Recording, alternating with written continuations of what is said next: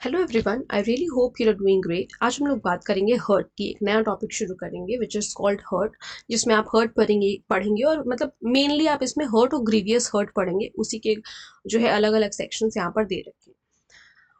Hurt का मतलब है चोट लग जाना, ठीक है, कोई इंजरी हो जाना। क्या कह रहा है, सबसे पहले 114 में हर्ट बताया कि क्या है। कोई भी अगर बॉडीली पेन कॉज करता है या कोई डिजीज कॉज करता है या फिर कोई infirmity to any person is said to cause hurt, तो कहा जाएगा कि उसे हर्ट कॉज किया गया है। कोई बॉडीली पेन, कोई आपने ऐसी चीज कर दी जिससे इंसान के दर्द होने लगा, कोई डिजीज हो गई उसे, तो ये सारी चीज। 115 में बताया वॉलंटरी कॉजिंग हर्ट क्या होता है। Whoever does any act with the intention of thereby causing hurt to any person, किसी भी पर्सन को हर्ट कॉज करने का इंटेंशन था या फिर नॉलेज था कि जो है डेथ हर्ट कॉज हो जाएगा, and does thereby cause hurt to any person, और फिर जो है वॉलंटरली जो है हर्ट कॉज भी करता है जानते हुए। इंटेंशन, या तो इंटेंशन था या फिर नॉलेज था कि हर्ट कॉज हो जाएगा, और फिर ये सब जानते हुए अगर उसने किया तो हम वॉलंटरी कॉजिंग हर्ट कहेंगे, यानी कि अपनी स्वेच्छा से उसने सामने वाले को चोट पहुंचाई है। ठीक है, फिर whoever except in the case provided for by subsection 1 of section 122 voluntary causes hurt, कह रहा है इसको छोड़ के exception whoever shall be punished with, तो यहाँ पर क्या है, shall be punished with imprisonment for of either description for a term which may extend to 1 year। हम यहाँ पे पनिशमेंट दे रखी है voluntary causing hurt की कितनी है, तो 1 साल है, और with fine which may extend to 10,000 rupees or with both। ये तो हो गई हमारी पनिशमेंट। अब 116 में ग्रीवियस हर्ट, अब ग्रीवियस हर्ट जहां पर लग गया तो ये समझ लो थोड़ा सा सीरियस हो गया मामला। ठीक है, तो ग्रीवियस हर्ट में कह रहा है the following kinds of hurt only are designated as grievous hurt. Grievous namely कौन सा, इमैस्कुलेशन। इमैस्कुलेशन का मतलब है इम्पोर्टेंट कर देना किसी इंसान को।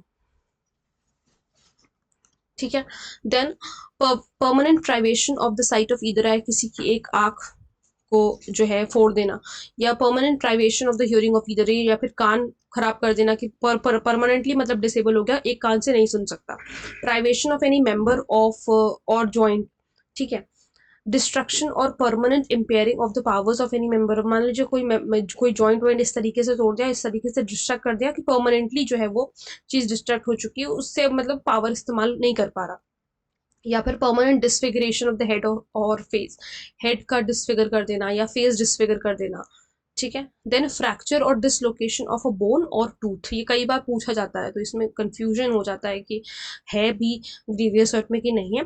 बिल्कुल है, या तो बोन का फ्रैक्चर कर देना या फिर टूथ को डिसलोकेट कर देना, तो ये भी ग्रीवियस हर्ट में आएगा। Any hurt which endangers life और which causes the sufferer to be during the space of 15 days in severe bodily pain, इस तरीके से जो है उस इंसान को मतलब उस हालत में पहुंचा दिया कि 15 दिन तक वो बेड पे ही है।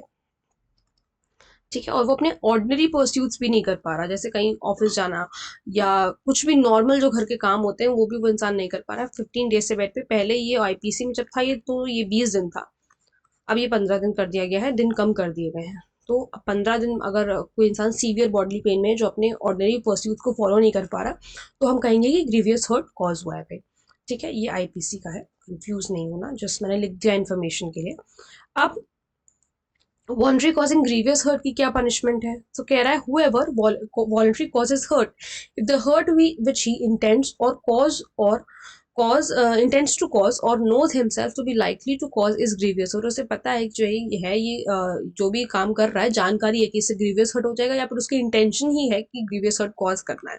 And if the hurt which he causes is grievous hurt, he is said voluntary to cause grievous hurt। Explanation says a person is not said voluntary to cause grievous hurt except when he both causes grievous hurt and intends or knows himself to be likely to cause grievous hurt।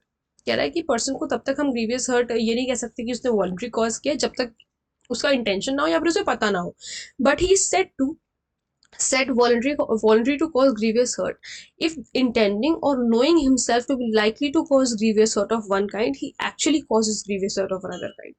ठीक है, ये चीज है। अब देखो इसकी illustration पहले हम लोग पढ़ते हैं।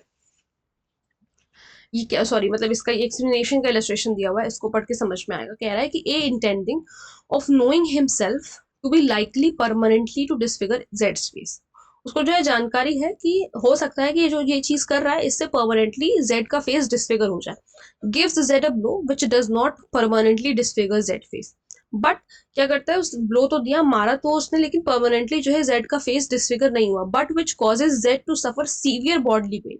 लेकिन उस ब्लो की वजह से उसको सीवियर बॉडली पेन जरूर हुआ, जो कि 15 दिन तक रहा। तो यहाँ पर हम कहेंगे कि ए ने grievous hurt, voluntary grievous hurt cause किया है।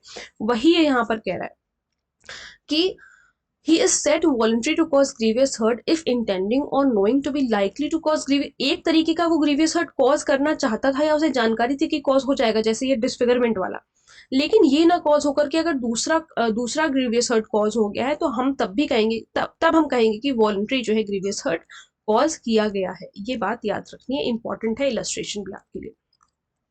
ये नहीं कि दूसरे जो है करना कुछ ऐसा तो हो कुछ गया तो वो वॉलंटरी कॉजिंग ग्रीवियस हर्ट नहीं होगा, वो तब भी जो है ग्रीवियस हर्ट की कैटेगरी में ही जाएगा। ठीक है। Subsection 2 says whoever except in the case provided for by subsection 2 of section 122 voluntary causes grievous hurt। इसको जो है ये एक्सेप्शन को छोड़ के voluntary grievous hurt cause करता है, जो कि पनिश किया जाएगा 7 साल तक की, जिसकी सजा हो सकती है और प्लस फाइन। ठीक है, 7 साल तक जो है एक्सटेंड कर सकता है, दैट इज मैक्सिमम जो है सेंटेंस 7 साल है। Subsection 3 says whoever commits an offense under subsection 1, subsection 1 में कुछ ऑफेंस कमिट किया, and the course of such commission causes any hurt to a person which causes that person to be in permanent disability or persistent vegetative state। Subsection 1 का कोई offence किया और उसकी वजह से क्या हुआ, किसी पर्सन को इस तरीके का हर्ट कॉज हुआ है कि तो वो परमानेंटली डिसेबल हो गया, मान लो व्हील चेयर पे आ गया, या परसिस्टेंट वेजिटेटिव स्टेट में चला जाने का क्या मतलब है कि ऐसे मतलब जिंदा लाश की तरीके से हो गया। ठीक है, तो shall be punish with rigorous imprisonment. तो फिर यहाँ पर कोई ईदर डिस्क्रिप्शन नहीं है, रिगरस इम्प्रिजनमेंट ही मिलेगी, जो कि 10 साल से कम की नहीं होगी, जो कि लाइफ इम्प्रिजनमेंट तक एक्सटेंड कर सकती है, which shall mean the remainder of person's natural life. बहुत बार मैं बता चुकी हूँ आप लोगों की, रिमाइंडर का मतलब ये है, अगर ये बात आगे लिखी हुई है कि for the remainder of that person's natural life, तो that means no commutation will be offered. मतलब कोई भी कम्यूटेशन नहीं हो सकता, no commutation can be given, not offered but no commutation can be given by the government. ये बात याद रखना। Subsection 4 says when a group of 5 or more persons acting in concert, साथ में मिलकर के काम कर रहे थे, causes grievous hurt to a person on the ground of his race, caste और community, sex, place of birth, language. ये वही मॉब लिंचिंग वाला है। तो ये अब जो है लगभग आपको जैसे मर्डर में के भी पनिशमेंट मिलेगा, यहाँ ग्रीवियस हर्ट के भी पनिशमेंट में दे रखा है कि अगर कई सारे लोग, पूरी भीड़ मिल करके अगर इस तरीके का कुछ कॉज करती है, जो कि किस ग्राउंड पे, race, caste, community, sex, place of birth, language, personal belief के ग्राउंड पे किया गया, या फिर कोई ऐसा ही सिमिलर ग्राउंड है, तो each member of such group shall be guilty of the offence of causing grievous hurt. किससे सिमिलर लग रहा है? कॉमन इंटेंशन से सिमिलर है। ठीक है, सिमिलर है कॉमन इंटेंशन से कह रहा है, लेकिन कॉमन इंटेंशन में आपको ये सारी चीजें देखने को नहीं मिलेंगी, रेस, कास्ट, कम्युनिटी, सेक्स, लेकिन यहाँ पर है क्योंकि ये मॉब लिंचिंग की बात कर रहा है। ठीक है, तो सारा है, जितने भी मेंबर हैं वो सबको जो है गिल्टी पाया जाएगा ग्रीवियस हर्ट के लिए, and shall be punish with imprisonment of either description, जो कि 7 साल तक का हो सकता है, प्लस फाइन। ठीक है, सो आई होप आप लोगों को ये चारों सेक्शन अच्छी तरीके से समझ में आए होंगे। अब नेक्स्ट जो है लेक्चर में हम आगे के सेक्शन इसके डिस्कस करेंगे और हर्ट को कंप्लीट करेंगे। ठीक है, कोई प्रॉब्लम है, कोई डाउट है तो आप मुझसे कमेंट सेक्शन में पूछ सकते हैं। मिलते हैं नेक्स्ट वीडियो में। Thank you so much.